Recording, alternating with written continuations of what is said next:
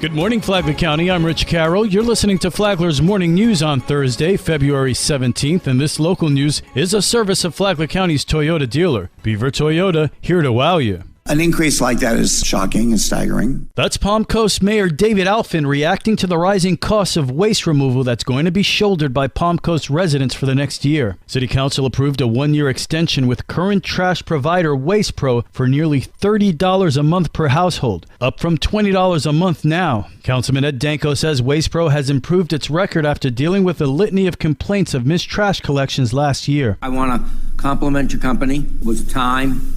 All of us started getting complaints because I know you had a labor shortage because of COVID, and I haven't had any complaints in a long time, so I'm pleased about that. Vice Mayor Eddie Branchino believes Waste Pro's hike is at least partially retribution for the city opting to go with another trash hauler at a $33 per month price point when Waste Pro had offered $26 a month. The city ultimately scrapped its plans over what was called a mishandling of the bidding process. I don't actually blame Waste Pro for doing what you're doing. If I was in your shoes, I'd probably be doing the same thing. And even though not approved by us, we had picked 3384 over the 26 you proposed until the protest. So having that said, I just wish that you enthusiastically come down to the 26, make everybody happy. And if you would be able to do that, you'll become my heroes. This one-year extension with Waste Pro gives the city time to go to bid for either a 5 or 7-year contractor. And Mayor Alfin cautioned, don't think for a minute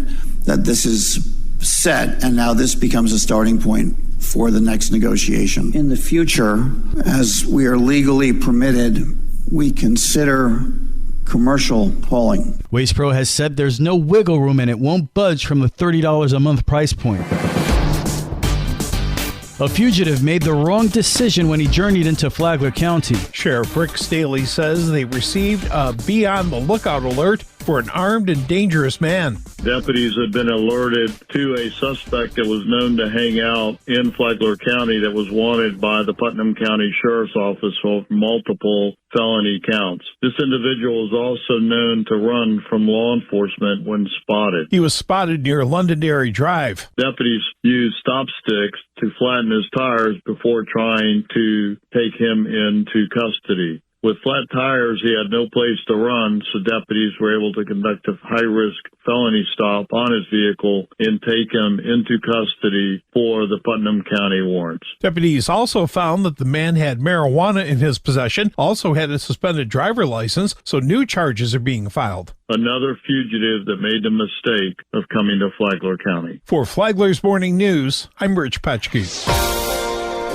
Sidewalk reconstruction will resume on Colbert Lane at the end of the month. Ryan Pravat, a road and bridge manager for Flagler County, talks about the scope of the work. The project is intended to start at State Road 100 and proceed northward on Colbert Lane towards Robert Road, leading up to the area that's being currently developed. Crews will be removing areas of damaged sidewalks. They're going to reframe the sections and finish the concrete work. He says the project is more than 75% complete. Walkers, bicyclists, and residents north of the Grand Haven community should expect sidewalk closures in the area from February 28th through the end of April. From the WNZF Newsroom, I'm Amy Cherry. The Palm Coast Fire Department is celebrating a milestone for one of its own. Lieutenant Jason Wagner is being honored for 25 years of service to Palm Coast Fire Department. Lieutenant Patrick Giuliano, Palm Coast Fire Public Information Officer, has more of the story about Wagner. One of our most senior fire officers right now, Jason, has been engaged as an instructor and mentor and a coach to countless numbers of firefighters and fire officers, not just here in Palm Coast, but throughout our region. So Jason's been instrumental as part of our training programs as well. Over the years, Lieutenant Wagner's been engaged in many aspects of the department and has been an integral part of the development of the newly incorporated City Fire Department. Wagner's son, Jason Jr., is a member of the Junior Firefighter Program and hopes to follow in his father's footsteps. For Flagler's Morning News, I'm Karen Johnson.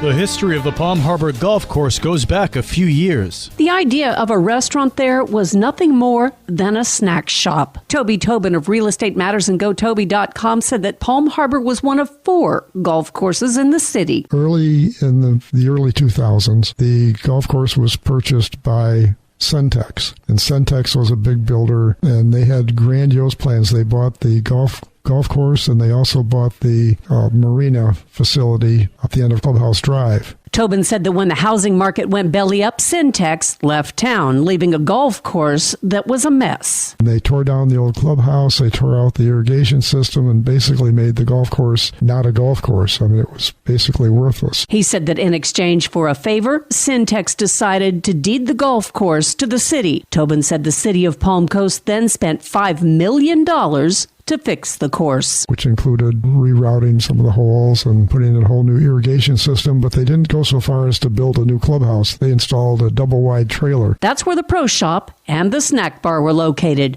Tobin said that they then hired an outside vendor to run the facility, and they lost money. The city then took over the running of the golf course and that snack shop and pro shop and put the restaurant out to bid. That's how Green Lion came to run it. Green Lion is part of the Golden Lion in Flagler Beach. You can listen to Real Estate Matters on Saturday mornings at 11 here on WNZF and anytime on the Flagler radio app. Tomorrow, the future of the Green Lion. From the WNZF newsroom, I'm Deb Albertson. And now you're up to date on Flagler's Morning News. I'm Rich Carroll.